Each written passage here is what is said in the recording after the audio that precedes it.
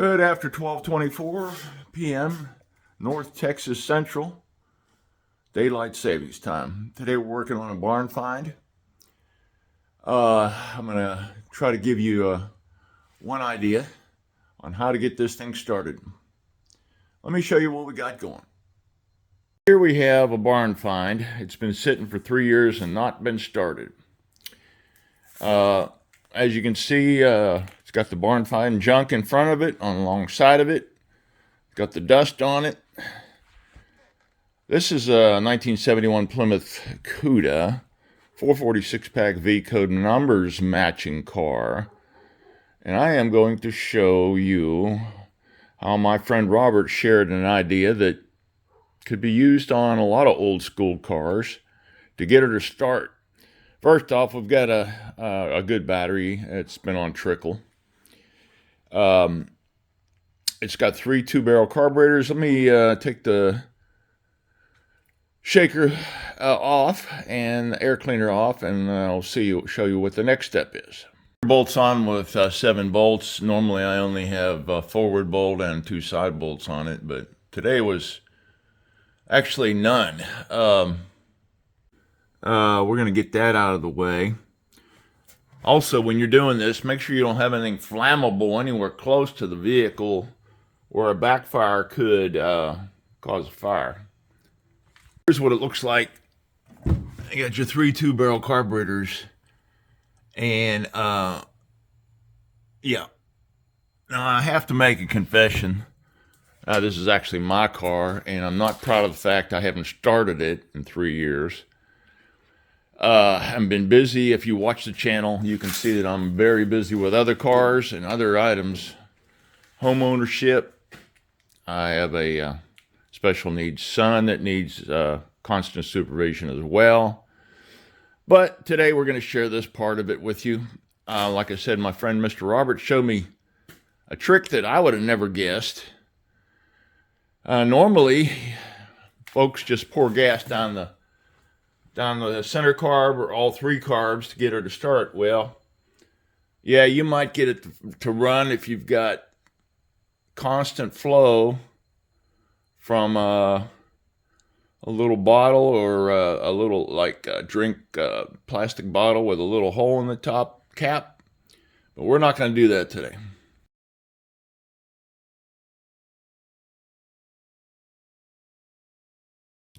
So you ask, what are we going to do beside pour fuel down the carburetor? Well, we're going to try to fill the center carburetor up with fuel.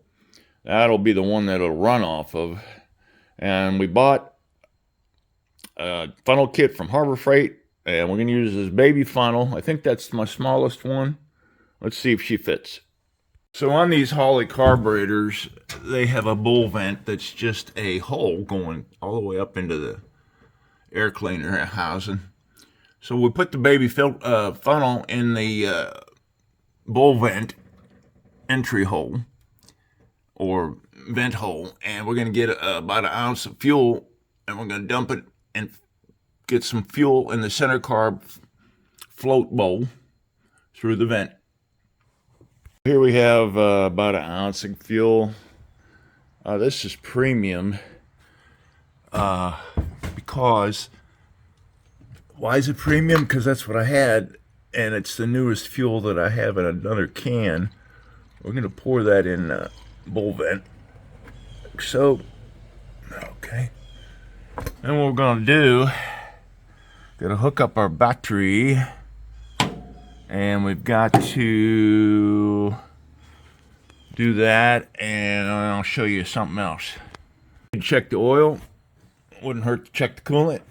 And one other thing I got to do before I fire it, I'm going to fire it from under the hood. I'm going to turn the key on, and I'll show you another little trick. Also, we want to make sure we got room back here for exhaust that I want to not blow into my cover, because it'll fill it up with carbon and moisture. And we'll clip that out of the way. Should be good like that, actually. Okay. So yeah, it took over a gallon. I don't know where my coolant went. We're using water because if it's got a leak, it's just going to run right back out eventually until I figure it out. Oil was good. So we have a starter solenoid right here, and if we clip onto it or use a screwdriver, we can make this car start as long as the keys turn to on-run position. I have a remote start switch with two nice alligator clips that we can hook onto the starter solenoid and do the cranking from out here. I can control the throttle under the air cleaner with my hand if necessary. So what we'll do is we'll set the choke, take this out. Oh, there we go. We move the accelerator cable under the air cleaner because I know where it is. By the way, this is a Walmart battery that I bought caps for online, and if you take the stickers off and the caps fit in the original places and looks as about as old school as you can make it without having to buy the $400 one. And that's a Group 27. Red cap is correct. Group 27 is correct for this 71 446 pack car. I'm fortunate enough that I cut this door in many years ago and put on 3-box fans, and they're suspended and screwed together. What this does is it blows cool air into the garage and out the big garage door, keeping the fumes away from you, hopefully. With the fans running, I also have an attic fan, but I don't want to draw more. Oh, that thing's stuck. I don't want to draw stinky fumes into the attic, so that's weird that that's stuck open. Must be full of dirt. So here we are with the, let me get some light on it. I don't know why the light turned off. Oh, I know why. It will not turn on with wide angle. But there's 2 screws down there, the big one going to the red terminal wire and the small one. And then we got a push button that will allow us to crank the bad boy, and maybe she'll start. Let's see if we can get it to fire. Here we go.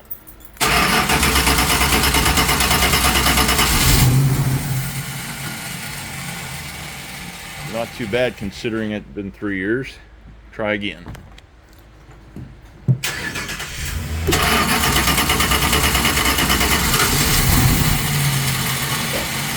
He's trying to get going.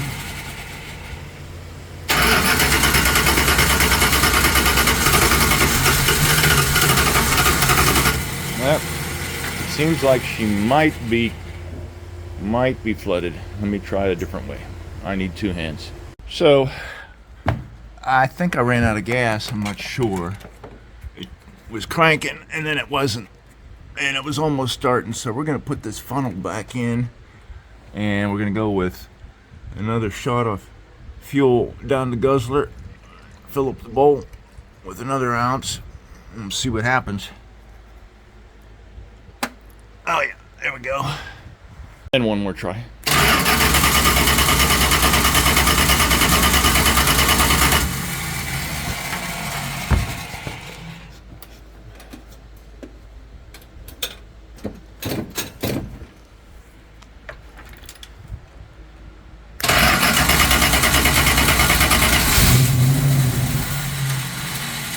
And so close.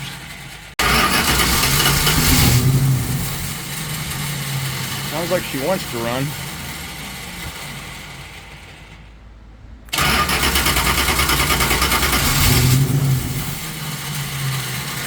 Alright, let me see if I can do this with 2 hands. I gotta work the accelerator at the same time. Alright, more fuel. I think, oh, spilled some down it. There we go. Fuel everywhere now. Alright, 3 shots of fuel, probably 4 ounces maybe. There we go. I don't know how long it's gonna run though. Got to get fuel from the fuel pump too.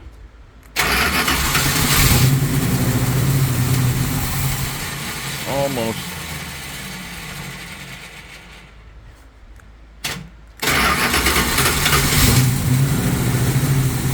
Come on, baby.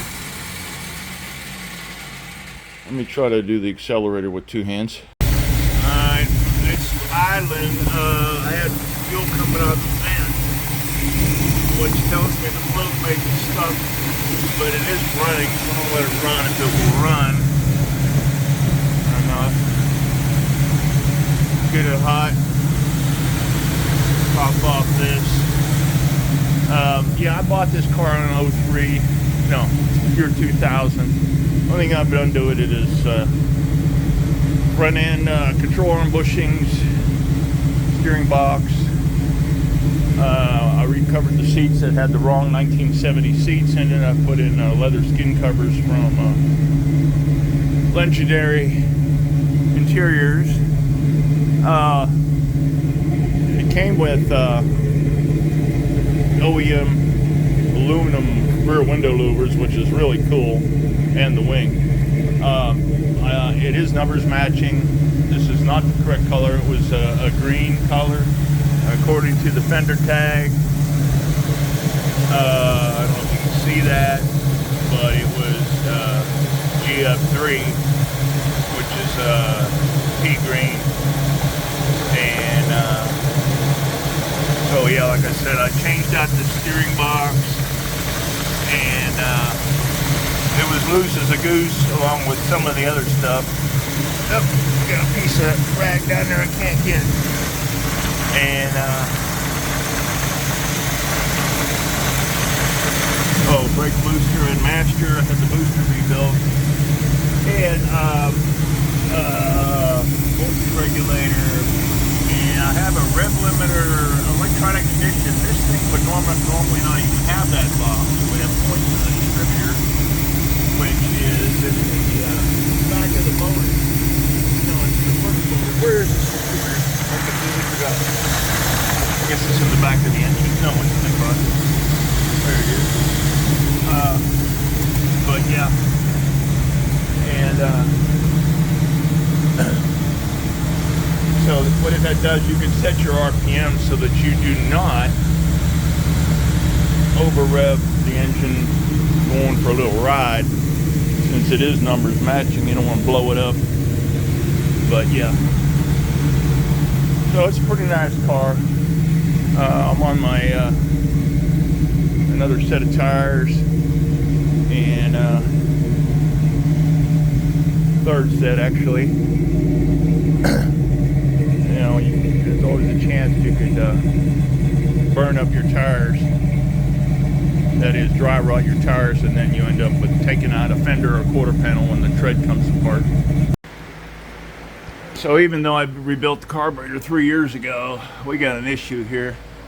I think I got coolant and fuel. This is why you don't start it in the garage. Unless you drive it all the time and you're sure it's gonna run okay.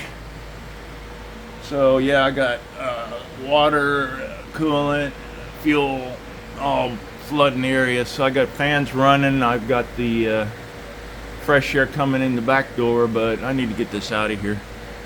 So that's what happens when you don't keep these cars running.